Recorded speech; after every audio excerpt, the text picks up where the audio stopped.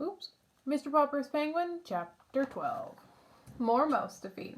So the next day, Mr. Popper called an engineer and had a large freezing plant installed in the cellar, and took Captain Cook and Greta down there to live. Then he had the furnace taken out and moved upstairs into the living room. It looked very odd in there, but as Mrs. Popper said, it was a relief at least to not have to wear their overcoats all the time. Mr. Popper was quite worried when he found that all these changes were going to be very expensive. The refrigerating engineer was worried too when he found out that Mr. Popper had practically no money. However, Mr. Popper promised to pay as soon as he could, and the man let him have everything on credit.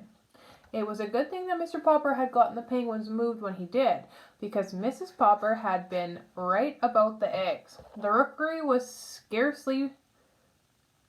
had scarcely been moved to the basement when Greta laid the first egg. 3 days later, the second one appeared. Since Mr. Popper knew that penguins lay only 2 eggs a season, he was astonished when, a little later, the third egg was found under Greta. Whether the change in climate had changed penguins' breeding habits, Mr. Popper never knew. But every third day, a new one would appear until there were 10 in all. Now penguin eggs are so large that the mother can sit on only 2 at a time, and this created quite a problem. Mr. Popper solved it, however, by distributing the extra eggs under hot water bottles and electric heating pads. Mr. Popper solved it, however, by distributing the extra eggs under hot water bottles and electric heating pads, kept just at penguin body heat.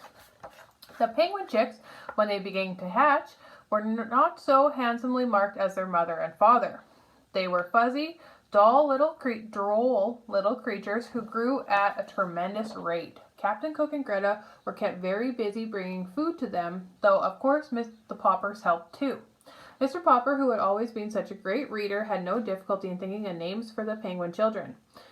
There were Nelson, Columbus, Louisa, Jenny, Scott, Magellan, Adelina, Isabella, Ferdinand, and Victoria. Still, he was rather relieved when there were no more than 10 to name. Mrs. Popper, too, thought this was about enough penguins for everybody, although they really did not make much difference to her in her housework, as long as Mr. Popper and the children remembered to close the cellar door in the kitchen. The penguins all loved to climb the stairs that led up to the kitchen, and never knew when to stop unless they found the kitchen door was closed. Then, of course, they would turn around and toboggan down the steps again. This made a rather curious noises sometimes when Mrs. Popper was working in the kitchen, but she got used to it as she had gotten used to so many other strange things this winter.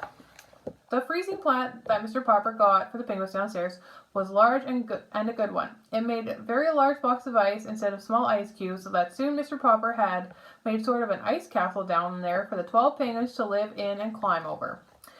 Mr. Popper also dug a large hole in the cellar floor and made a swimming and diving pool for the birds. From time to time, he would throw live fish into the pool for the penguins to dive for.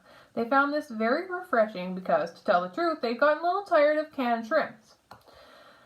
The live fish were specially ordered and brought all the way from the coast in tank cars and glass boxes to 432 Proudfoot Avenue. Unfortunately, they were quite expensive. It was nice that there were so many penguins because when the 2 of them, usually Nelson and Columbus, got into a fight and began to spar at each other with their flippers, the other 10 penguins would crowd around and watch the fight to make encouraging remarks. This made a very interesting little scene. Mr. Popper also flooded a part of the cellar floor for an ice rink where the penguins often drilled like a sort of small army in fantastic marching movements and parades around the ice. The penguin Louisa seemed especially fond of leading these marching drills. It was quite a sight to them after Mr. Popper had the idea to train Louisa to hold a small American flag in her beak while she proudly led the solemn parades. Jenny and Bill would often bring their little friends home from school with them, and they would all go down and watch the penguins for hours. At night, instead of sitting and reading and smoking his pipe in the living room as he had done before, Mr. Popper would put on his overcoat and take his things downstairs. There he would sit and read with his mittens on, looking up from time to time to see what his pets were doing. He often thought about the cold, distant regions in which the little creatures really belonged. Often, too, he thought about how different his life would have been before the penguins came to keep him occupied. It was January now, and he dreaded to think of the time when spring would come and he would have to leave them all day to go back to painting houses. The end. What do you guys think is going to happen in the spring?